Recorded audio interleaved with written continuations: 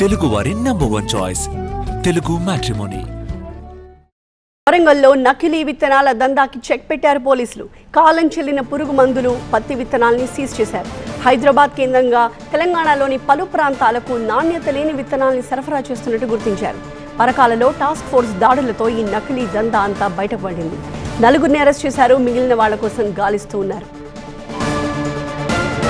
రైతులంతా అప్రమత్తంగా ఉండాలని, సర్టిఫైడ్ షాపుల్లోనే విత్తనాలు కొనుక్కోవాలని వరంగల్ పోలీస్ కమిషనర్ సన్ప్రీత్ సింగ్ సూచించారు.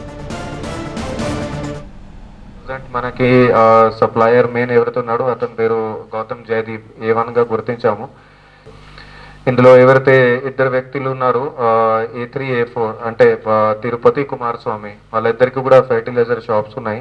ఆదిత్య ఎవరైతే A2 ఉన్నాడో అతని మీద 2 కేసులు ఉన్నాయి. ఒకటి last year LB Nagar, same case LB నగర్లోనే A1 ఇన్వాల్వ్ అయిన కేసులోనే ఇతను కూడా అక్యూజ్ గా ఉండే. రెండో కేసు మన దగ్గర మటవాడలో మార్చి నెలలో అయింది. సో వీళ్ళది ఆల్రెడీ నేర చరిత్ర ఉంది కాబట్టి పీడీ యాక్ట్ కోసం కూడా ఆల్రెడీ మేము ప్రొసెస్ చేసినాం. పాత కేసులో ఏదైతే అయిందో దాంట్లో ఆల్రెడీ ప్రొసెస్ నడుస్తుంది. ఈ కేసెస్లోనూ కూడా ఖచ్చితంగా పీడీ యాక్ట్ పెట్టుకొని వాళ్ళకి శిక్ష పడేటట్టు, తర్వాత రెగ్యులర్ కేసులో కూడా శిక్ష పడేటట్టు మేము ఇన్ష్యూర్ చేసుకుంటాము.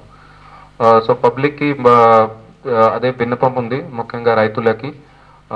ఎట్టి పరిస్థితుల్లో ఎవరైనా మీకు తక్కువ ధరలతోటి ఇది మీకు గింజలు అమ్ముతాము, లేకపోతే పెస్టిసైడ్, ఇన్సెక్టిసైడ్ ఇవి ఇస్తాము, ఫెర్టిలైజర్ ఇస్తాము, దయచేసి నమ్మకండి.